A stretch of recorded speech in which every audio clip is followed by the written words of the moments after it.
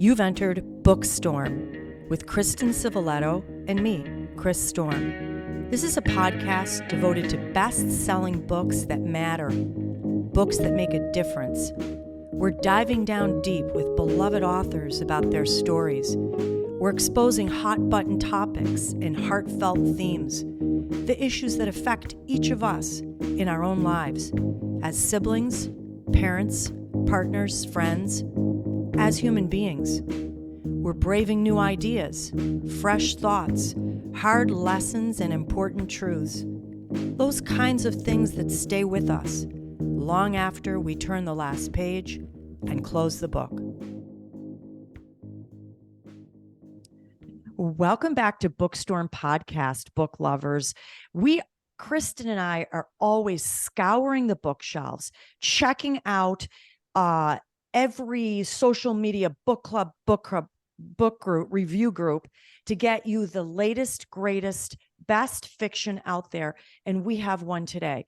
We're thrilled to have Lisa C. with her beautiful book, Lady Tan's Circle of Women. Lisa, welcome to BOOKSTORM. We're thrilled to have you. Thank you so much for having me. We're going to dive down deep into this book that has so many wonderful stories about the empowerment and unity of women. But before we do, I want to give our listeners a little bit of your bio. It always intrigues them. They follow you because of your writing, but sometimes they don't know everything about you. So Lisa C. is a New York Times bestselling author. We all know this. She's also the recipient of the Golden Spike Award from the Chinese Historical Association. She is the History Makers Award from Chinese American Museum recipient. She was named the National Woman of the Year by the Organization of Chinese American Women. So well deserved, Lisa. And this is not enough. She's been New York Times top 10 bestseller, USA Today bestseller, Amazon Editor's Pick, Indie Next Pick, Library Reads Hall of Fame selection, Book of the Month Club, Amazon Best Book, Target's Best Book. I could go on, and I wish I had time to do it, but I want to quote Katie Couric from Katie Couric Media. They loved this book. She said, Lady Tan's Circle of Women has everything you could want in a dramatic tale of female friendship. Kristen and I could not agree more. Thank you for your time and effort into this novel and for joining us here today. I didn't know all of those things. So you just really made my day. It's wonderful. Thank you. There's far more where that came from. It's just incredible and very well deserved. Well, Lisa, as Chris mentioned, we are here to talk about your newest release, Lady Tan's Circle of Women, which we absolutely loved. And I like to give our listeners just a short background on the story for a little context. And if you want to add anything at the end, by all means, and I will not give away any spoilers. I know that's kind of important here. Now, your story is inspired by a true story of a woman from the 15th century China who was a physician. Now, we're introduced very early to Tan Yongxian. I'm going to pronounce it Yongxian. Is that correct? Yes, that's correct. Yongxian. Okay, wonderful.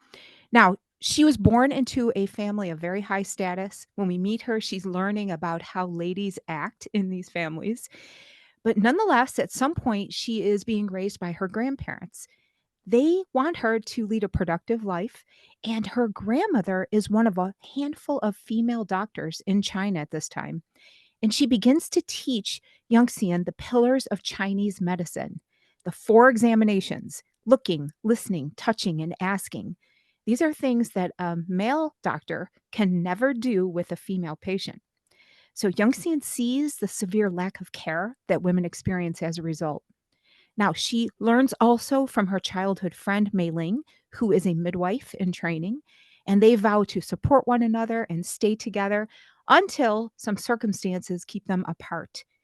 Now, we have a mother-in-law who enters the picture who wants Yongxian to act proper, to embroider slippers, to pluck instruments, recite poetry, and of course, to stay within the walls of the family compound known as the Garden of Fragrant Delights.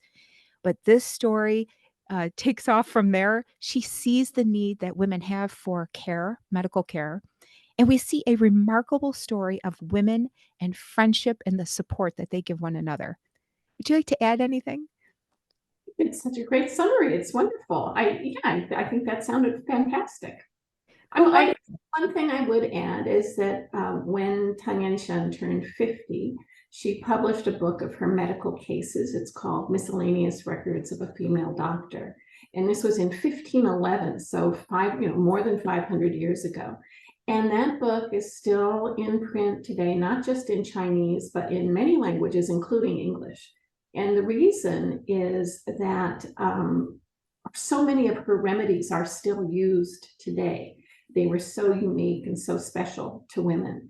And then the other thing I would just say about that it's still in print, is just think about how many books are still in print from before 1511, just a handful, the Bible, the Iliad and the Odyssey, Greek tragedies and comedies, Beowulf is in there, all of them written by men. And so this really is unique, sort of in the world of books, in history. Wow. Excellent.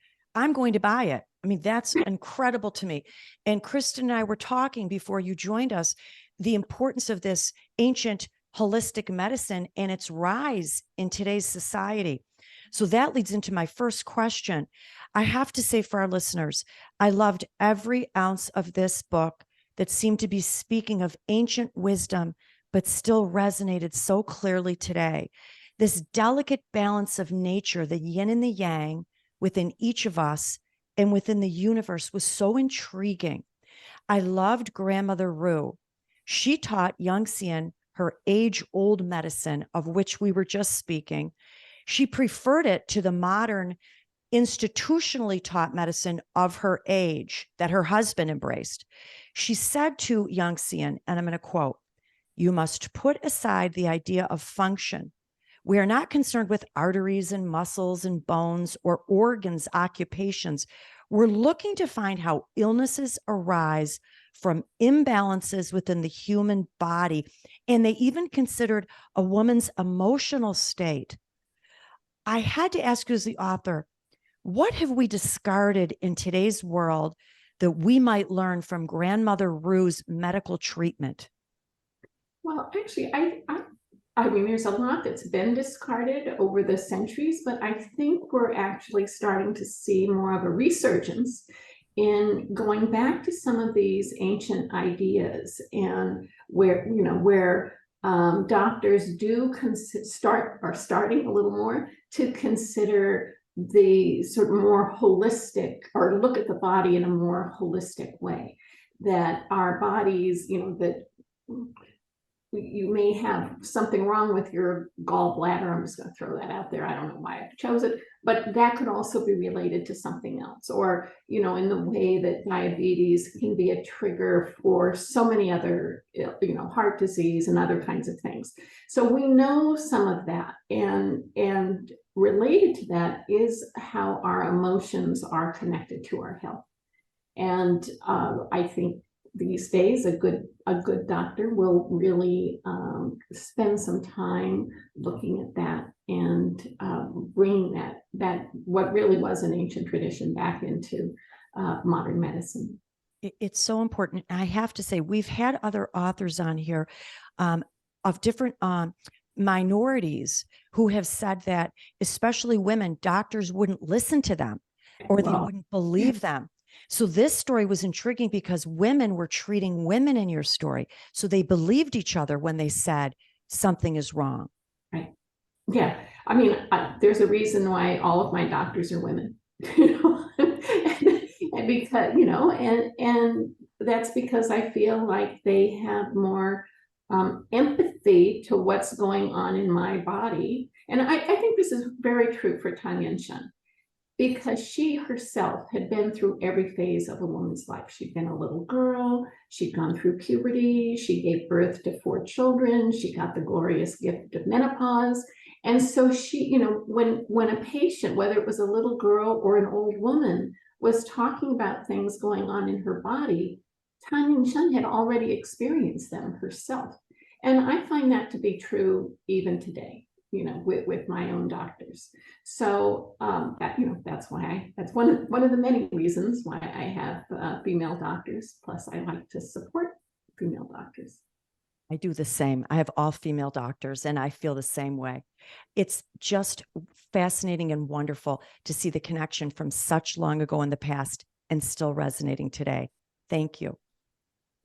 Lisa, I wanted to pick up on the yin and the yang discussion that Chris just referenced a second ago. There's a scene in your story where Youngshin is sitting with Mei Ling, her friend, and she says, and this is a quote, "I'm reminded for perhaps the 10,000th time of the nature of yin and yang and how it's woven into the fabric of every aspect of our lives, from the intimate details regarding two women to the way they affect the cosmos. When one person rises, the other sinks. When one's happy, the other falls into despair. But friendship makes us part of a single whole."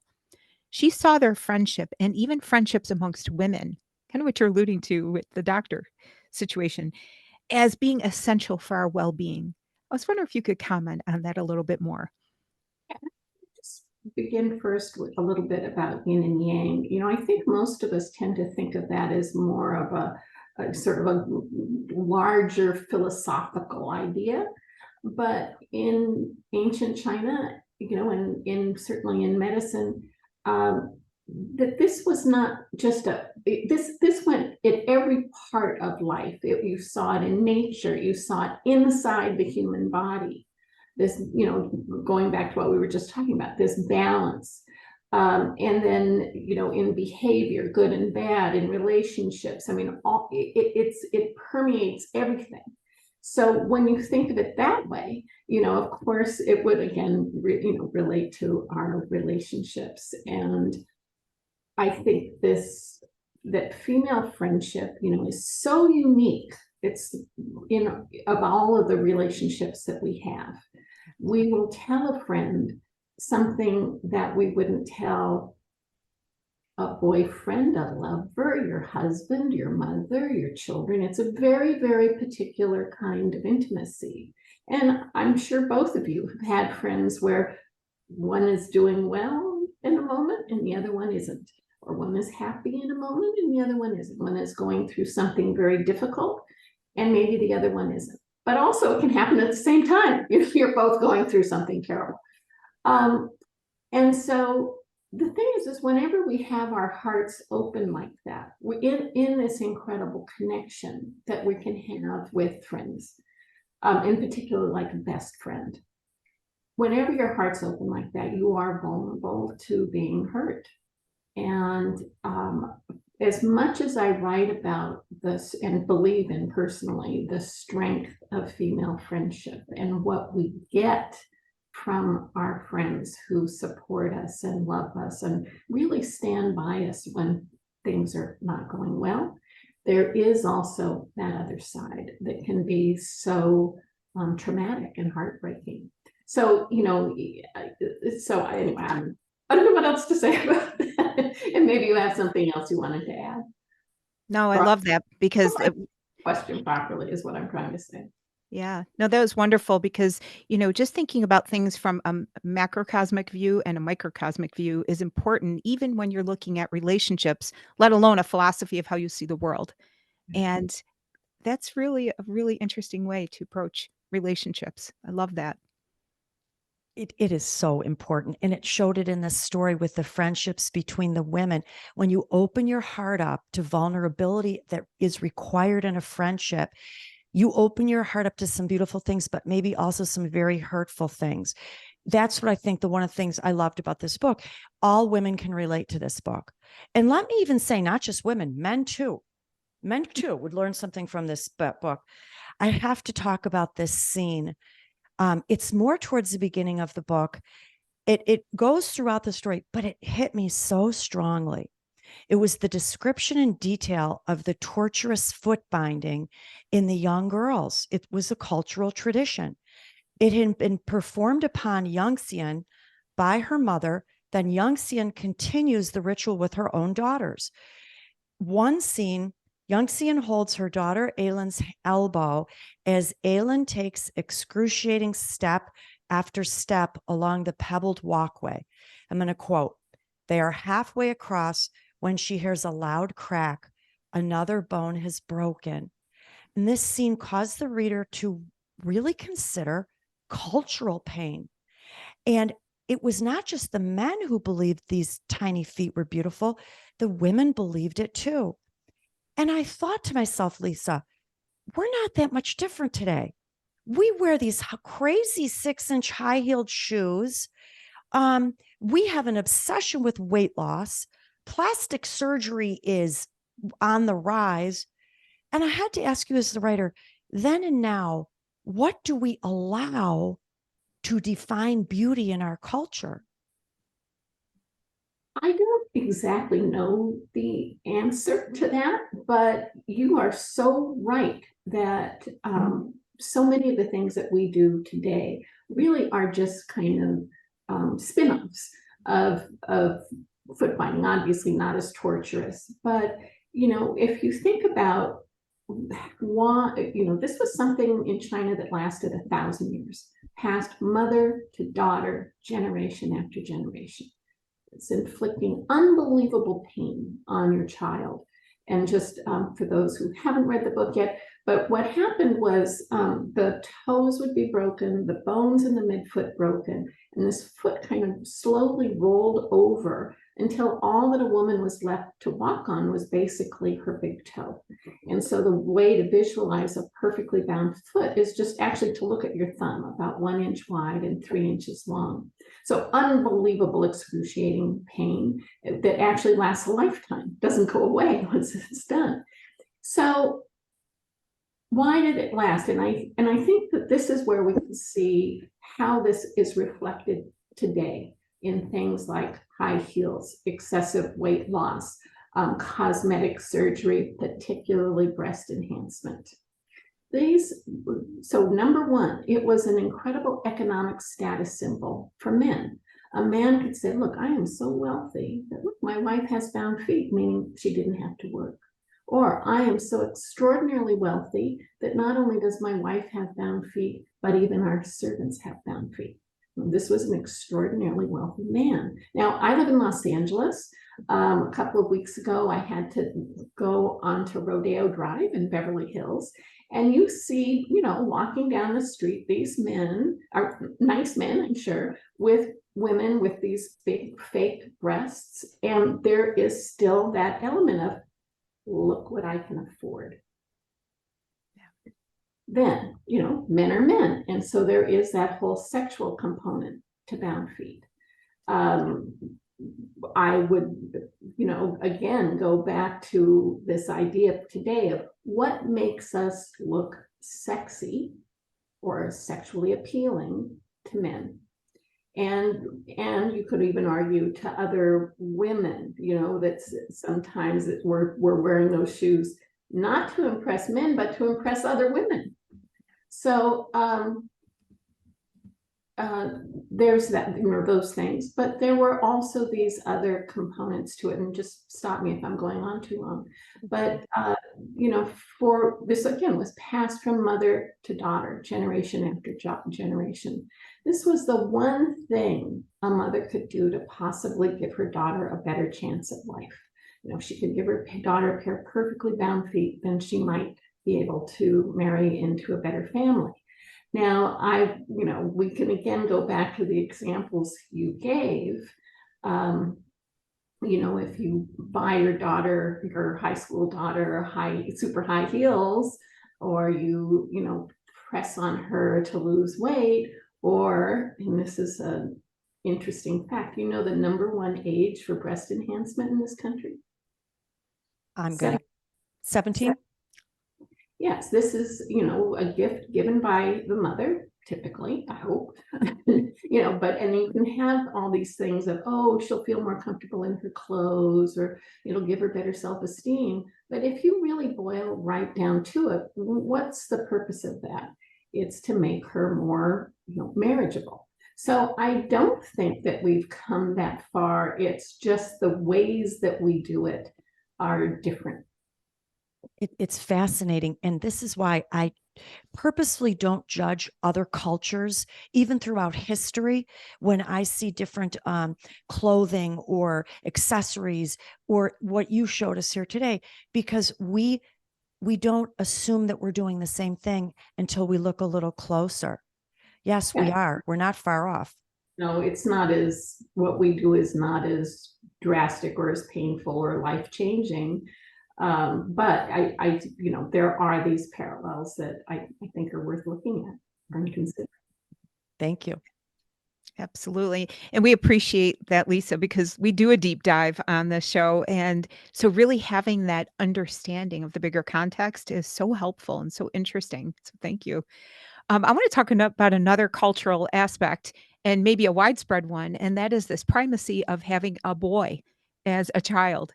And in the story, Youngsian's mother in law says to her, and this is a quote, "It's been my responsibility to make sure the family endures and that we have a son to make offerings to the ancestors."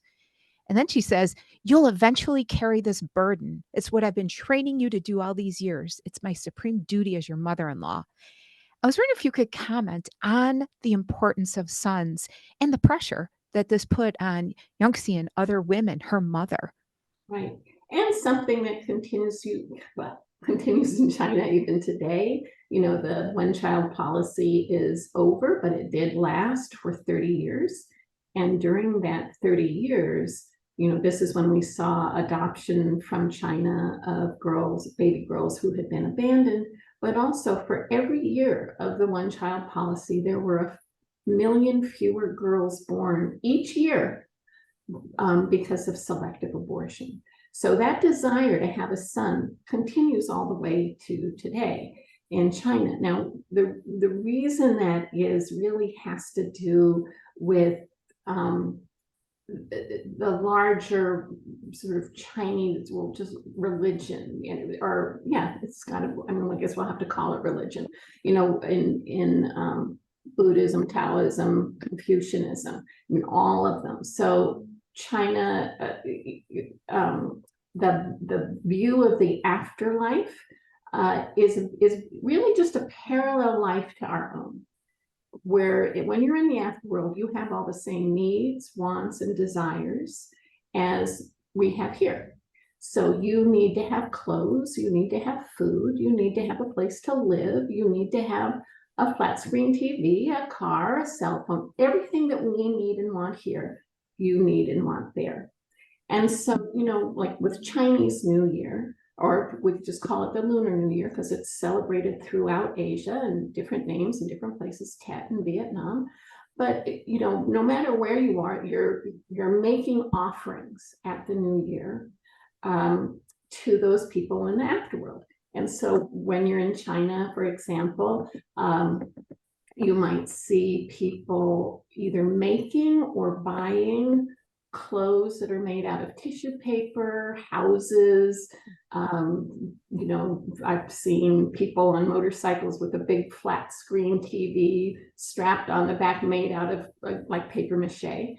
And these things are then burned and travel to the afterlife for your family to use.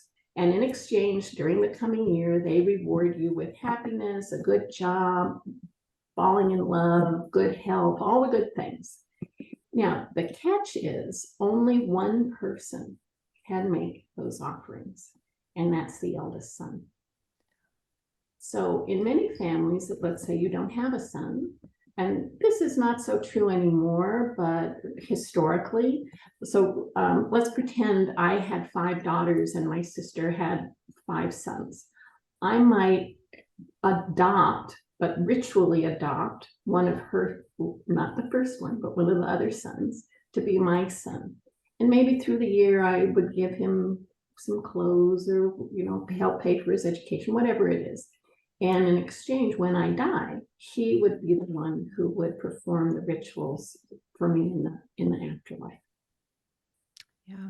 Very interesting.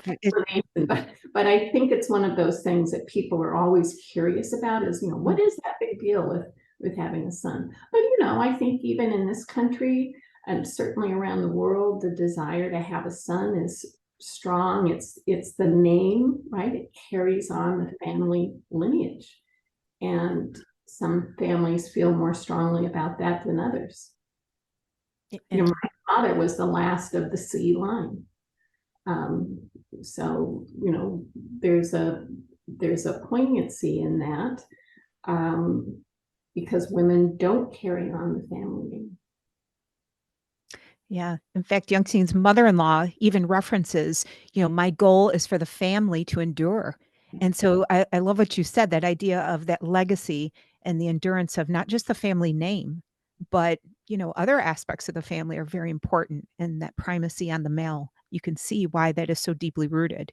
Right, and also just even in terms of inheritance, that, even in this country, it's not until the 1890s that women could inherit property. Yeah.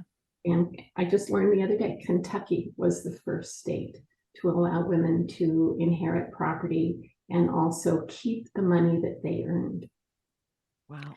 in And so early once 90s. again, we see we're not that different across continents and vast oceans. We're so much alike. I think about the kings and queens in France and England, and they had to have a male son in order to pass down that lineage. It's just fascinating to see the similarities. And I guess if we summed it up, I think the thing I love the most about this book is that even that far back, 15th century, women were making a difference. They were finding a way to make a difference, even albeit in secret places or stealthily. There was one quote from Grandma Rue that said, I'm irritated with men, most men. Other doctors, especially, don't like to see us women succeed. She was speaking with Youngstein, and she said, you must always show them respect and let them think they know more than you do, while understanding that you can achieve something they never can. You can help women. It still speaks to all of us today. It sure does. Sure does. And I thank you so much for joining us today. We thoroughly enjoyed it. For all of our listeners in 60 countries, all 50 US states, 1,450 cities. I don't know, I've lost count. You have to pick this book up. Lisa C., Lady Tan's Circle of Women. It is a must read. It's going to open your hearts and minds to so many things. And it's going to give you motivation for you even living this life today. So I'm going to give one last quote. Life is like a sunbeam passing through a crack in the wall. That's what Respectful Lady said. And isn't it so true? We're here for a second. And while we're here, we have to find a way to make a difference. And you have done that, Lisa, with this book. Now, before I let you go, can you give us a clue what you're working on next? Yes, so first, I just thank you so much for having me. This has been really interesting and thoughtful, and just thank you so much. So the new book is another historical novel. It's set against the backdrop of the 1871 Los Angeles Chinatown massacre, during which 10% of the population, only 5,000 people in Los Angeles back then, tiny little dusty pueblo, 10% of the population participated in this massacre, and 10% of the Chinese men were killed. And at that time, there were only 34 Chinese women here. And so I am telling this story from the perspective of 3 real women who lived through that time period. And all 3 came here, from China with very different backgrounds, very different purposes. Wow. That sounds fantastic. Krista and I are going to be ready for that. And so listeners, in the meantime, definitely connect with Lisa C. You can see her at her website, lisac.com. She's on Facebook, X, Instagram, YouTube. And did I see you have a newsletter that you put out on occasion? I do, people, and it's very occasional. Even people can sign up for it on my website. Definitely. I won't be starting people. It comes out periodically when the mood strikes. Okay, that's great. Keep it going. Thank you so much for joining us. Thank you for this beautiful novel. Thank you again. Bye, Lisa. Bye-bye. Well, listeners, we did a deep dive into some really incredibly important aspects of Chinese culture. Maybe we didn't have a full understanding of why things were as they were or are as they are. And Lisa did such a great job of walking us through that and explaining some of the context to her story, which was riveting, as is the story. And Chris, I don't know about you, but there were a few things that jumped out at me. And one of them is this idea of looking at medicine from this holistic standpoint. And, this kind of struck me in particular because with my clients, for example, they have other things impacting their health that doctors don't consider. But to look at them holistically, that's something you would have to consider. But they say they don't have the training, they don't have the knowledge. So I was really struck by what she was saying about this macrocosmic view of our bodies, our mental health, and medicine in general. What do you think? I agree. And I love the way Lisa said that we are now a culture that is beginning to embrace holistic medicine. And the fact that emotions do play a part in your health, depression plays a part in your health, stress plays a part in your health. We see this all the time with heart attacks or ulcers. And I love this idea. I do believe that we are gravitating towards this more and more, and I'm very grateful for it. But I have some family members who are physicians who have worked very hard to train, and I don't want to discount that. But I believe that this is something that should be included as a both, not an either or. I love that. Absolutely. Yeah, in fact, there were several times in the book when Youngsian looked at the facts before her and concluded that there was a mental health component to what the woman was experiencing. And we look at it today as, oh, well, of course, that's a matter of fact. That would be something that would cause depression and physical symptoms, loss of a child, whatever. But that wasn't necessarily the way of thinking for a long time in the world, not just We China. we didn't talk about this, but in the book, a doctor could not examine a female patient. He had to have a go between. He couldn't look at her, touch her. Someone else had to examine and report back to him.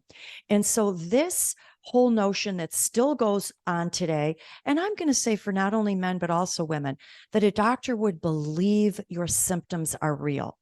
A lot of times people say, we're going to put this in the category of post-traumatic stress, or I'm sorry, we can't find a diagnosis. Are you really feeling those things?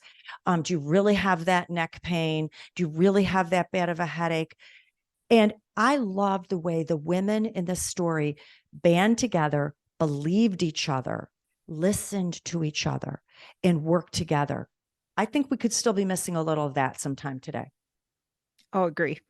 Absolutely. Mhm. And what about what Lisa said about the men, the boys being necessary in order to present these offerings so that your future will bode well? Because I felt a lot of this fault, fate, destiny, luck, we're all connected. A wrong done in this world, a law broken, a sin committed, led to your misfortune. So you could almost drive yourself crazy thinking, what did I do wrong? I didn't mean it. It was a mistake. How am I going to pay for it? This is a very difficult path to follow, I feel. Yeah. Well, it also shows how your world perspective, how you view the world impacts your day-to-day life. And, we do that all the time. Some of us might have a biblical worldview, some of us may have a worldview governed by karma.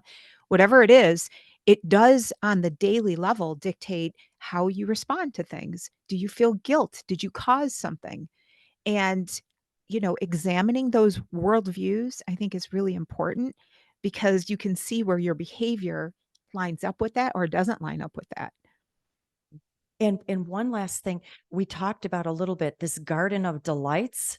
So for our listeners, Young Sing, Lady Tan enters this garden of delights. This is where she lives later. It's a beautiful, wealthy home. This is what it's called.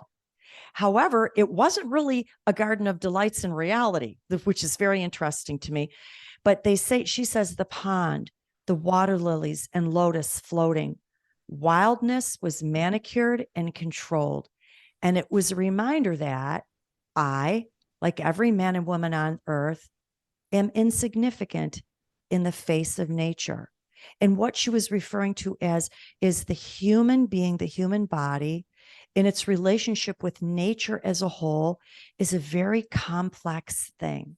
And I believe that she was focusing on uniting our medical care to everything in nature. How do we, what in nature can benefit us? What can we benefit in nature? I thought it was just intriguing, that idea. What do you think? Yeah, I think, first of all, that Garden of Fragrant Delights was an allegory for a lot of things. I 100% agree with what you were saying. But in addition, it was this idea of freedom within limits. And the women at that time had a certain amount of freedom.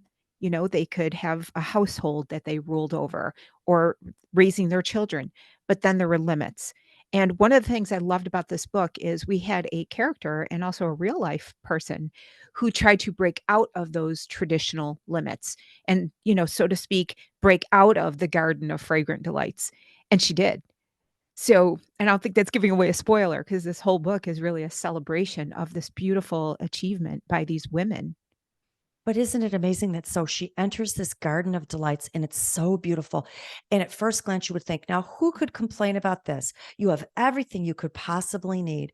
But what's so very important in the story is everything we need is not those things. It's other things deep within inside us that matter the most.